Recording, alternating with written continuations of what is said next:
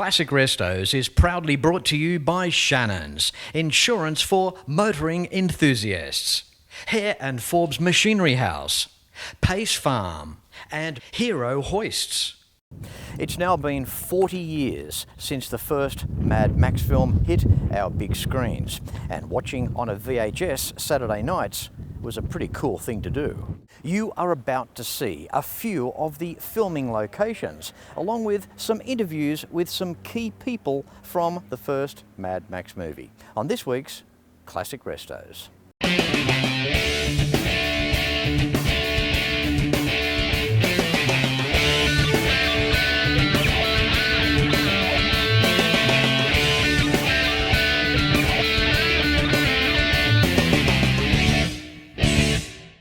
Well, here we are in Clunes, between Maryborough and Ballarat, Victoria, where in the movie the notorious toe cutter gang rode into town.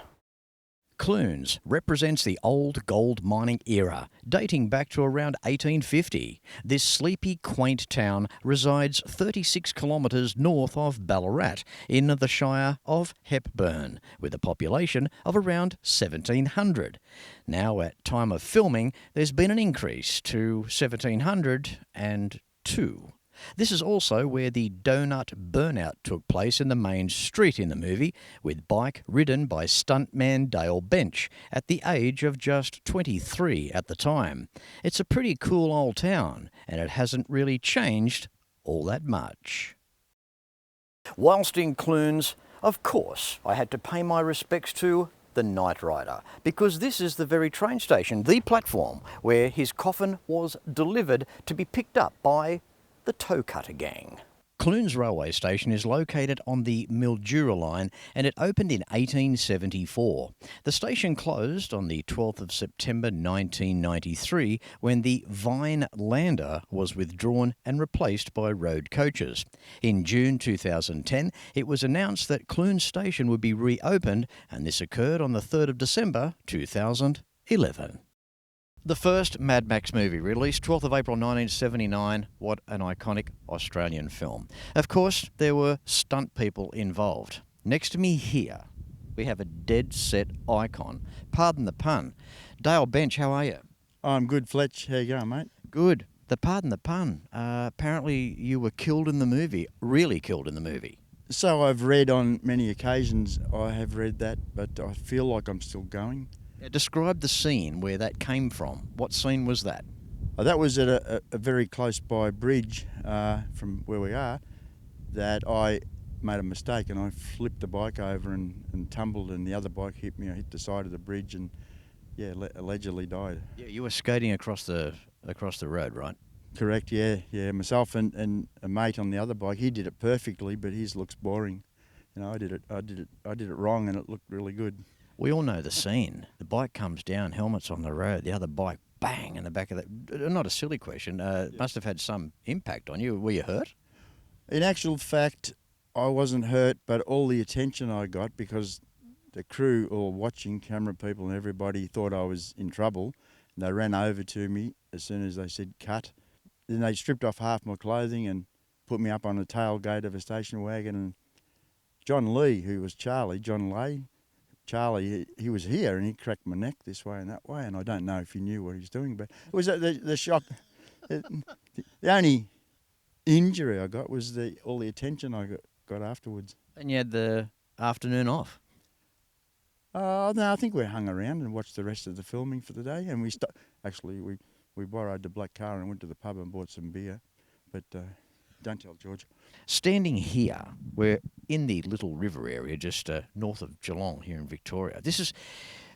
Makes me feel quite surreal to be right here at the location. That bridge there, they removed the Armco on the right-hand side, looking from this side, unbolted it without permission back in the day, stacked the Armco railing up on the embankment here, so the bikes would go off into the water, right? Correct, yeah, and only in recent years I've realised that it's actually seen briefly in the movie. You can see the Armco sitting over the other side. So describe that scene. This was like towards the end. Max was in the Interceptor and just about ready to get the last four guys. Yeah, well, I think from the movie that he came through the bikes, through the middle and past them, overtook them, went the other side of this bridge and did like a handbrake U-ey and then come head on to the 4 bikes in the movie. Unreal. Now, apart from this bridge here, you've also been known, obviously a great bike rider, doing the donut in Clunes. Yeah, I did that, and then I got excited and left black marks leaving the donut, and so they were a bit upset about that, and they decided to put the camera then on the roadway so the black marks weren't visible, and for me to do a mono. And they said, go as close as you can to the camera, but don't hit it, because it was $100,000 worth, even back then. Now, the areas around the globe where Mad Max, the first movie, is such an icon, the Japanese love the movie. They've gone crazy, but they've made shirts for you and a jacket for you as well. Yeah, well, they made this particular T-shirt before I met them or met up, and I found it on, probably 9 years ago, I found it on somehow on the internet, and I connected up with the guy Tom Mocchio, and yeah, we've been mates ever since, and we're lucky enough to go over to Japan 3 times in recent years. But he does a lot of merchandise for not only Mad Max, other movies, and fantastic bloke. He runs events over there and does talks and about Mad Max and other movies. George Miller recently sort of pointed out that it was probably the biggest fan base was Japan. Back when the movie was being made, how often were you required? How many days in the making of the film? Yeah, I think looking back at my call sheets, it's only about 10 days spread out from, we went out day 2 and 3 of filming, and we probably went out towards the very end where it was all crash 'em ups and, damage all the vehicles. Where we're standing too is interesting. Along straight here, it's like we've just gone back to 1978 here. It's unbelievable. Just up about 100 metres from here on the left was the first time that we saw Max in the movie. He was listening to the radio, he was listening to the chase, and then he started the XB 351 and just took off quite sedately and came in this direction. Well, that's just there. That's right. That's when he first heard that the chase for Knight Rider in the Stolen Pursuit special was on, and he came out and just calmly and coolly just took off down here, and yeah, it was the first introduction to Mal. Yeah. Dale Bensch, it's been an absolute pleasure catching up with you, mate. You've had some time off this morning to meet us out here on the old location, and it's been a thrill to meet you, mate. And you're a wealth of information. It's been great having a chat with you. And, mate, thanks very much once again. Good on you, Fletch. Thanks, I appreciate it. Thank you. You're welcome. Thanks, Dale.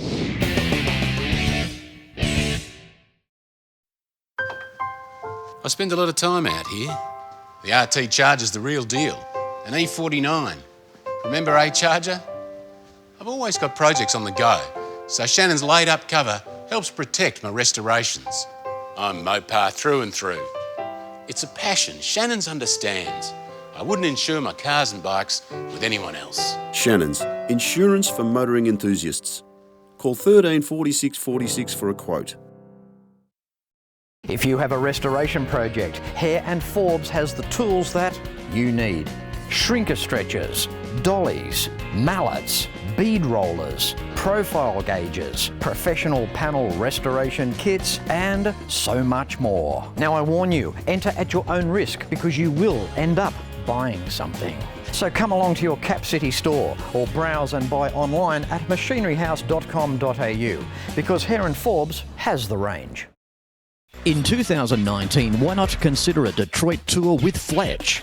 Detroit, the automotive epicenter. It will leave you gobsmacked.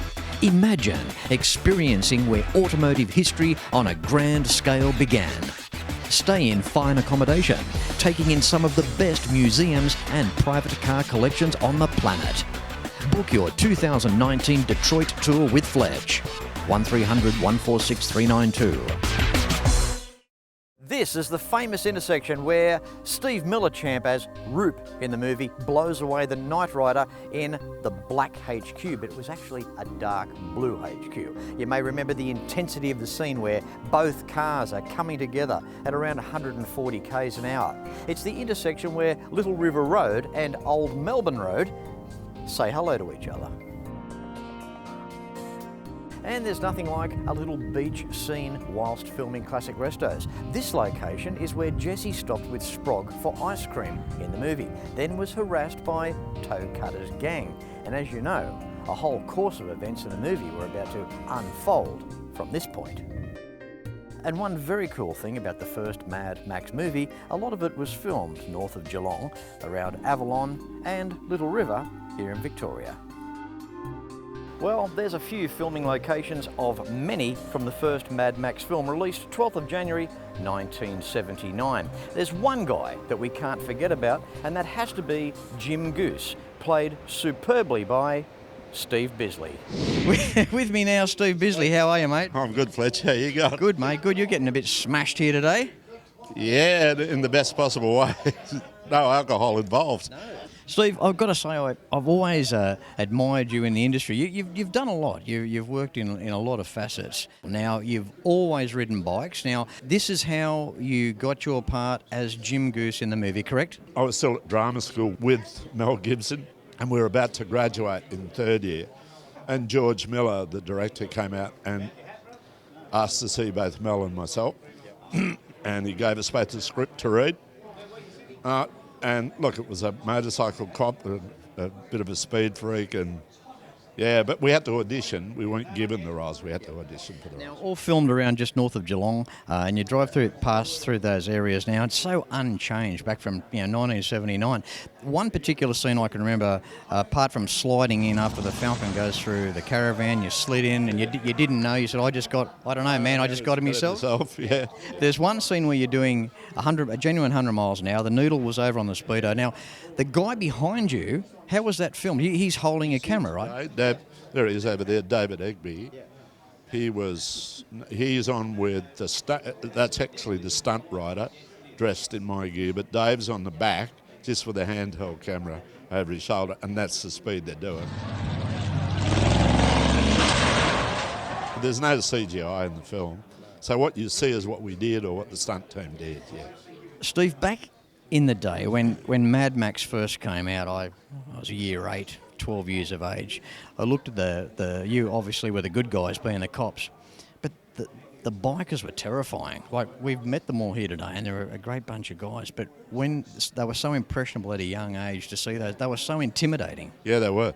And the thing is, people come out of that film thinking they've seen blood and guts. There's been none. They've seen nothing. But the suggestion of violence, the way George shot it, the way he covered it, the way he cranked up the sort of violence in it, and the energy in it, and it's wonderful. Would you have ever thought that in those times, 40 years on, that there'd be a celebration such as the Mad Max 40th anniversary at this scale? These days it doesn't surprise me because it just sort of, I think we knew we were in something that was special. We didn't know that it was going to do necessarily what it did, but we knew it was different. And then it sort of acquired that cult status, and it just took off, and now it's in that sort of rarefied air of cult films, so look at today, it's just nuts. Filming the movie too, I believe it was in the middle of summer the whole way through. Middle of summer, in leather, on a fast motorbike near Geelong. Now, Steve, you're an incredible writer. Oh, thanks, Fletch. You're welcome. Now, Stillways was the book, and now Yep. you want to make the movie Pauline from the same story, right? Yeah. So tell us where you're up to with that. Okay, so Stillways is the first book that I wrote, and it was published by HarperCollins. And the year after it came out, it was shortlisted for 4 literary awards, which was surprising, mostly to me. But then I wrote the second book, All the Burning Bridges, which is a later memoir. But Stillways is a memoir of my childhood. And I had a screenwriter friend of mine call me from London and said, I've just read Stillways. You've got to make this into a film. So I've been co-writing it with her. She's our screenwriter. We're about 8 drafts in now, and we're just going for funding, and we've just got a producer. So it's not exactly the story of the book, but it's pretty heavily influenced by the book.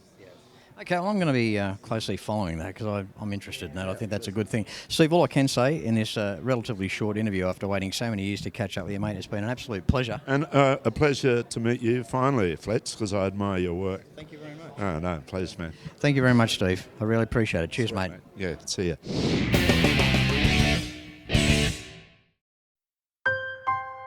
We've always had a few cars.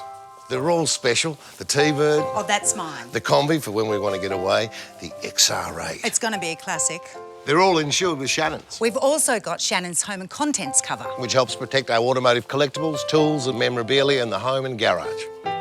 If you're motoring enthusiasts like us, it's got to be. Shannon's. Shannons, insurance for motoring enthusiasts. Call 134646 for a quote. If you have a restoration project, HARE&FORBES has the tools that you need. Shrinker stretchers, dollies, mallets, bead rollers, profile gauges, professional panel restoration kits, and so much more. Now I warn you, enter at your own risk because you will end up buying something. So come along to your Cap City store or browse and buy online at machineryhouse.com.au because HARE&FORBES has the range. In 2019, why not consider a Detroit tour with Fletch? Detroit, the automotive epicenter. It will leave you gobsmacked. Imagine experiencing where automotive history on a grand scale began. Stay in fine accommodation, taking in some of the best museums and private car collections on the planet. Book your 2019 Detroit tour with Fletch. 1300 146 392. And as a part of the 40th anniversary for Mad Max, we've got this guy here. How you doing, Mark? Pretty good, Fletch. How are you, mate? Good, mate. Good. 1973 XA. What's the story on this car? Well, it started off as a Fairmont in its original life, but we turned it into a beautiful Scars and Scuttles original Mad Max 1 Interceptor. Now, Mark, put this theory to bed for us. 6-cylinder cars, V8 cars in the first movie of Mad Max. What was the ratio? I think there was more V8s than 6-cylinders, but a few of these little fellas had 6-cylinder motors on the bonnet, hidden, but the noise and the special effects made them sound like V8 motors. But this one here is actually a V8 motor. It's got a 383 stroker and it's got 500 horsepower. It goes pretty hard. Back in the days, the cars that we used in the movies, they were pretty rough, right? They were actually ex-police cars and ex-taxi cabs with a coated enamel paint over them. Yeah, as you can watch the movie correctly, you'll see all the paint didn't quite mix up the doors and whatsoever. But this one here is pretty nice, though. But yeah, it's just a quick $300,000 budget movie built to do a budget movie. That's what was done. Now, how did you acquire it? Well, I've got a number of Mad Max cars, as you're aware. There's one over there in the paddock, and there's one over there as well. This one here was a Fairmont, and I had a whole kit, a Scars and Scuttles kit I bought 10 years ago, but I needed to find a car to put the Scars and Scuttles kit onto. I found this poor old XA Fairmont laying in the back paddock, rusting away with grass. Come home and turn it into a hot rod. That's what I've done with it. Now, just real quick, you've got the second car there, used in number 2, which technically, well, okay, that's not representing the 40th anniversary, but it is your car as well. So, just real quickly, what's going on there? That's that car has been in. I built the car over 10 years ago. It's done probably 55,000 kilometres of roughest roads in Australia, raising money for children's charities, a variety, as you can see on the doors. And that car has lived in the outback like a true outback zombie sort of chasing vehicle, and it's got fans all over Australia and in parts of the world. I've got video from people in Denmark and Canada following my likes, and we have an absolute ball in that car. We drive it like we stole it. We take it home, we put it in the shed, and we don't wash it. Next year we pull it out and take it off again. I like what you do too, raising money for the kids as well. You stand for great stuff. Mark, good catching up, and thanks for showcasing these two. I'm glad you come down, Fletch, for coming in for the 40th anniversary of Mad Max. And from an XA MFP car that obviously was not restored to one that is absolutely pristine. How you doing, Jeff? I'm good, Fletch. How are you? Good, mate. Now, Jeff, we all know that in the first Mad Max movie, the MFP police cars were never this good. But you've turned the table right around, full circle. Yes, I did take it to the next level, I suppose you could say. I suppose when I originally built the car, I envisaged, what if the MFP was a real police force and they'd ordered this car? I thought, right, I'm going to build it like it maybe came from the factory like that. So, yeah, it's yellow inside in the door jambs, under the hood. and painted it up just like it might have come off the factory line. Yeah. This excites me because firstly I haven't seen one this good before, but this is a concourse car. It is a full resto in every way. There's not one edge of the car, there's not one angle that it doesn't look good. Now, I guess there's the glory of having the car in terms of the looks that you get. What can you tell us there? Yes. What about the local police force? How do you go there? Yeah, look, been pulled over a couple of times already. They're keen to get a photograph for sure. Yes. A couple of policemen actually in uniform as well, wanting to get their photograph with the car.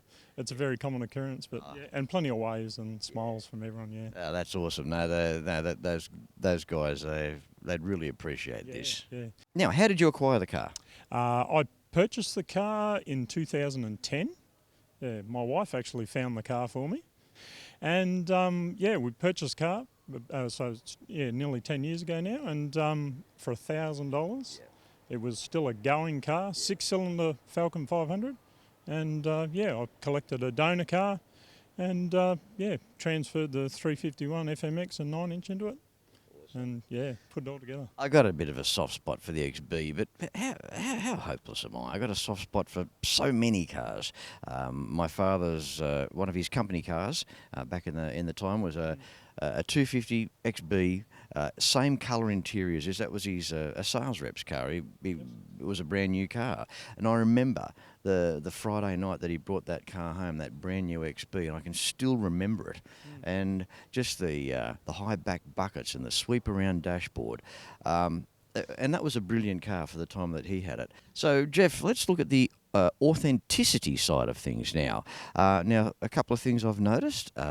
This car is as brilliant as it is. You've put a couple of your own changes, like the decals on the roof. Now, I don't think Max's car was 351, right? No, it was 508. Yeah, just another little thing just to personalise the car to myself, rather than it just being another replica.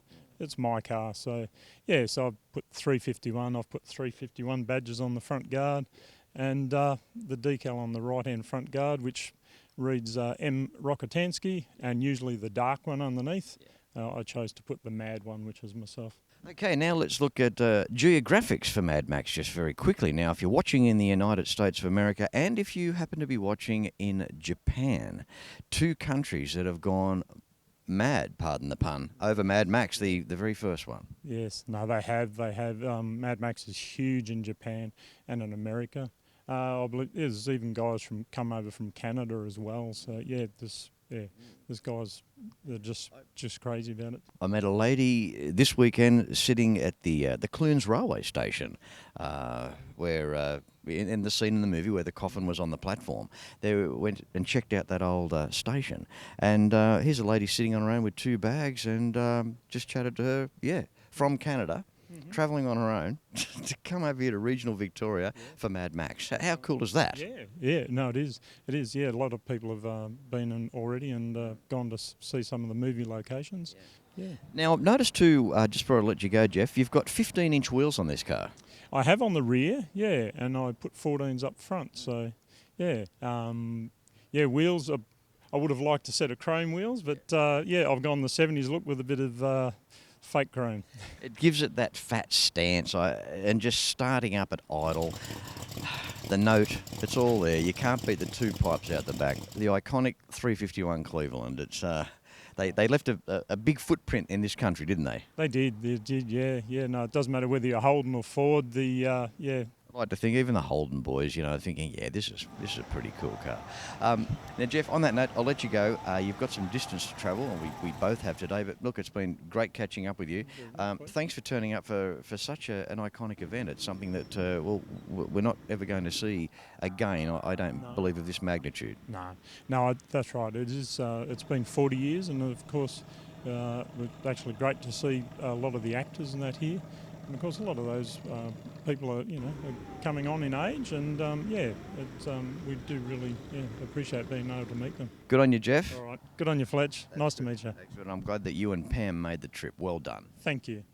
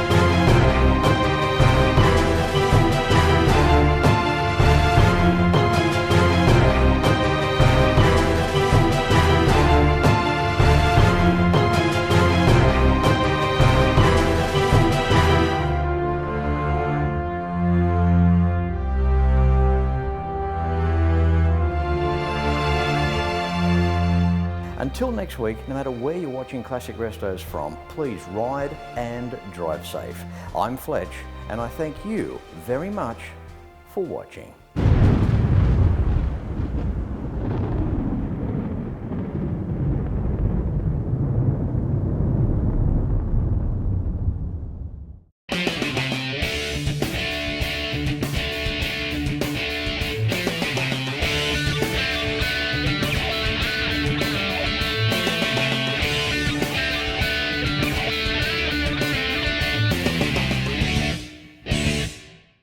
You can like and follow us on Facebook at facebook.com/ClassicRestosTV and watch catch-up episodes at shannons.com.au. Classic Restos is proudly brought to you by Shannons, insurance for motoring enthusiasts, HARE&FORBES Machinery House, Pace Farm, and Hero Hoists.